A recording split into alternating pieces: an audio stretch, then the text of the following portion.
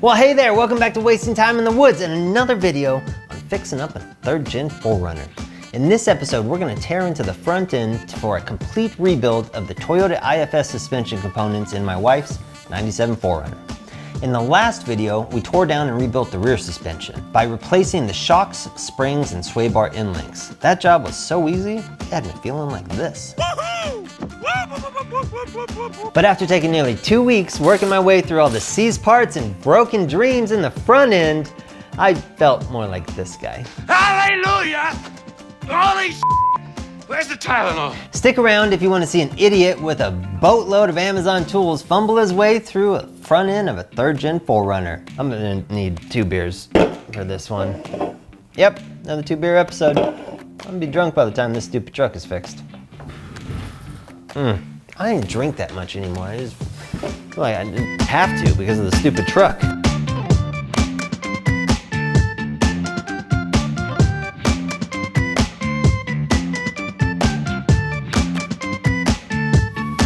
Now, when you're fixing up an old truck, it's kind of like doing surgery on an old person. You want to fix everything, but every time you open the old girl up, like 6 other things you didn't even touch break. Sometimes it's just better to let grandma limp a little and hope for the best. But this grandma was driving my kids to school, so we better fix her. In this video, we'll see me disassemble the front suspension. Then I'll assemble the shock and springs into struts, first with a spring compressor made for a minivan that wasn't safe, and then a second time using the truck as a spring compressor. Safe or not, cool as hell. Then we'll see how I freshened up the control arms with new bushings and replaced the upper and lower ball joints so that this doesn't happen. That happens a lot on these. Now, before I get too far into this, my lawyer says that I should tell you that this is for entertainment purposes only. It's not meant to be a guide. It is just a retelling of tragic events. All right, let's get to work. You need a lot of tools to do this sort of job, not necessarily good ones. I have crappy tools, mostly of the Amazon variety. I also rented a bunch of specialty suspension tools from Autozone, like a bearing splitter, this giant walnut cracker thing, and a set of metal shot glass thingies to press the bushings out. After I had the truck up on stands at full droop, I removed the ABS sensor cables. To separate the upper ball joint, I tried a bunch of stupid specialty tools from AutoZone, and then I realized that all these tools were designed to protect the ball joints that I was throwing away. So I shoved a pickle fork in there and I banged the out of it with a hammer. That worked. Now, I should have started from the bottom so that the spindle would just hang from the upper control arm as I pulled out the lower components. But I decided to start at the top so that I could do some weird bondage thing to this spindle. Our safe word is thrust bearing. To get the upper control arm out on the driver's side, I had to remove the battery and a harness bracket to get the long bolt that goes through the upper control arms. Just to show it can be done with one person. The bolt is moving. Yeah, congratulations, Jake. You don't have any friends and you're too cheap to hire a mechanic. And you just gotta fish it out, but you gotta leave the washer because the washer hangs up right here. So I'm just gonna pull out the bolt if I can get it out. Once I had the control arms out, I needed to replace the bushings, but the bushings are wrapped in a steel sleeve and have to get pressed in or out with a ton of force. Several tons, actually. This is my stock control arm. It's got these 2 bushings in it right here, and we want to put these 2 bushings in it. That's what this specialty gizmo thingy does. You put some cups on one side and you put some stuff on the other, and then through the magic of AutoZone loaner tools, you got new control arms for half the price. I could have bought new control arms that have the bushings pressed in already, but that would have cost a couple $100 more, and I wouldn't have been able to spend a whole day going through a steady succession of wrong tools for the job. Here's me trying to use that giant walnut cracker. Oh, maybe a pickle fork will help. Safety third. It's just pushing this out. We're gonna need more wrong tools for the job. Bearing splitter, that didn't help. Well, let's stick it in the vise. Bang it with a chisel and saw the ends off? Well, since none of that crap was working, I decided to take everything over to my buddy Paul's house because he has a very special quality. He owns a hydraulic press. So that Press into that. All right. And we can see the whole way around. Okay, then we're good. Yeah, that's all we need, right?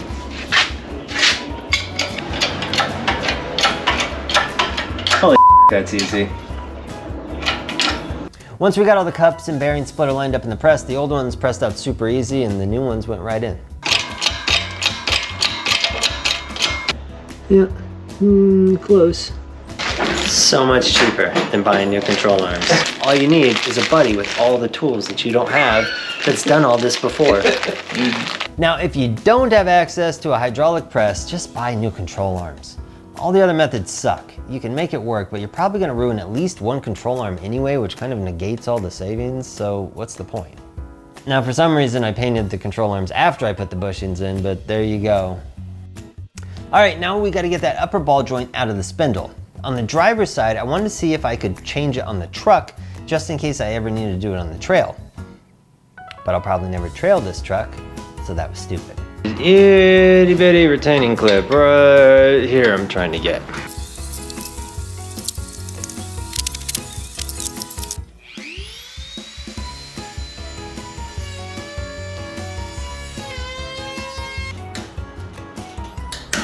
After I got the snap ring out, I tried to use that Autozone walnut cracker thing, but the problem was the post of the ball joint was longer than all the cups in the kit. So I had to give it a haircut.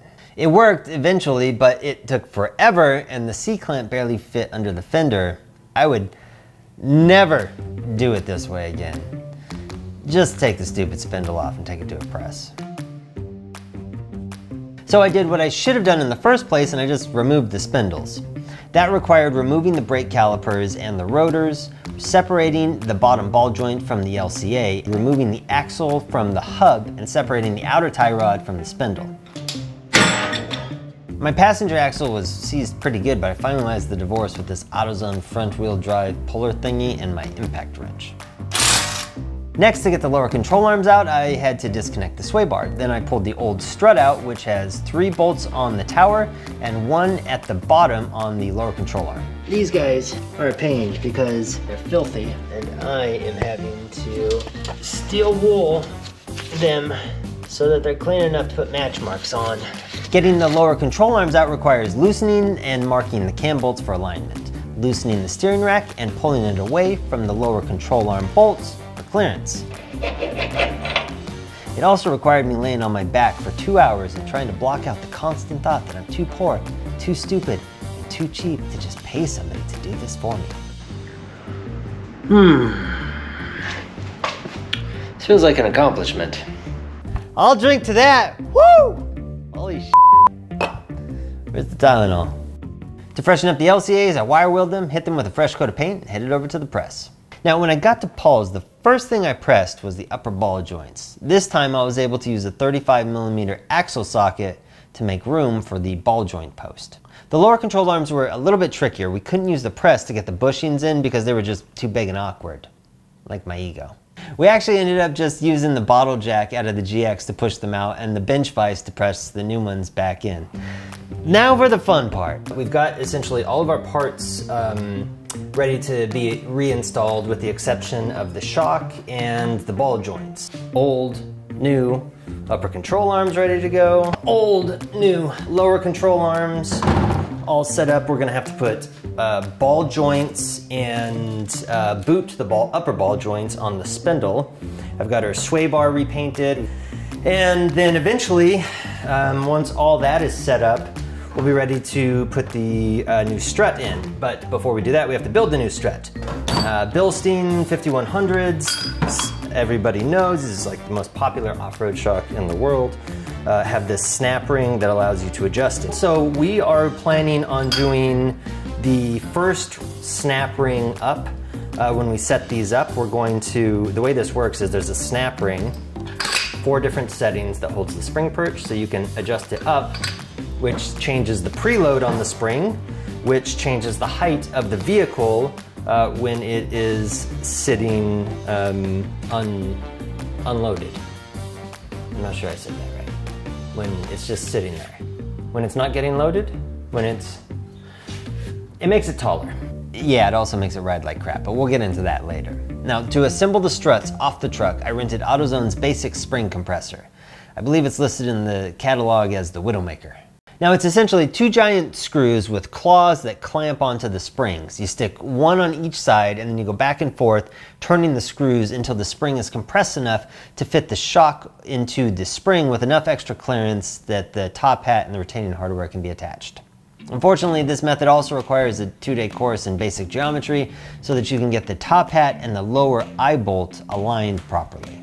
Now, if you use the truck as a spring compressor, you don't have to deal with any of that crap, which I'll cover at the end of this video. Putting it all back together was actually pretty easy. I just took all the rebuilt parts and I popped them back into place in reverse order. First, I installed the lower and upper control arms, popped the strut in, then I added the spindle and new upper and lower ball joints, and connected the outer tie rods. Except when I went to connect the outer tie rod on the driver's side, I ran into a problem. I think we actually smashed the tip of the tie rod end using the puller. I don't want to replace this right now. The ball joint still feels totally fine. No play whatsoever. Stays where I put it. The boot's not ripped.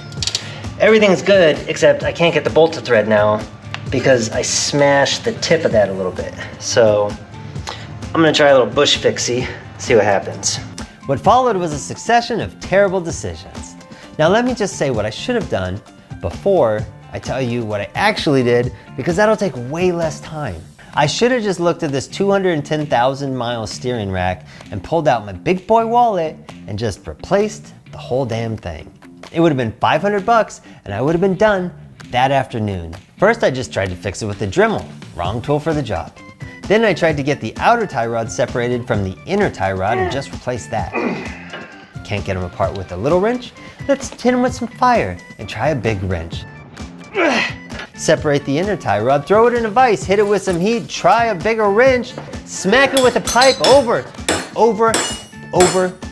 again. I finally just tucked my tail between my legs and I went back to the Bank of Toyota to make another deposit. And that's it, I was done. Well, I thought I was done for like 10 minutes anyway. And then I took it for a test drive. She was too tall in the front and it rode like crap every time I hit a bump. So when I set up the 5100s for the 4Runner, I adjusted the preload one step up from stock. That resulted in a little under an inch of additional lift, and I hated the results. Every time I sailed over a speed bump, the limited droop and increased spring tension on the landing, it just didn't feel right. Plus the front was like 2 inches taller than the back. So the very next day, I pulled it all apart, did it all again. But I was smart enough to use the truck as a spring compressor this time. All right, so the first thing we gotta do is take the tension off the shock a little bit. So I'm going to put the jack right here, I believe. Right here. I'll see what's more stable, maybe even right over the ball joint nut. And I'm gonna lift it up, and then I'm going to loosen these 4 lower ball joint bolts. I'm also going to loosen the sway bar, and then once that's done, I'm going to loosen the lower control arms also, and then I'll begin to slowly decompress the spring. Oh, and I'll also take the center post out of the top hat, and then it should all just drop out once I drop the control arm down. The only thing holding it in there now is that bolt.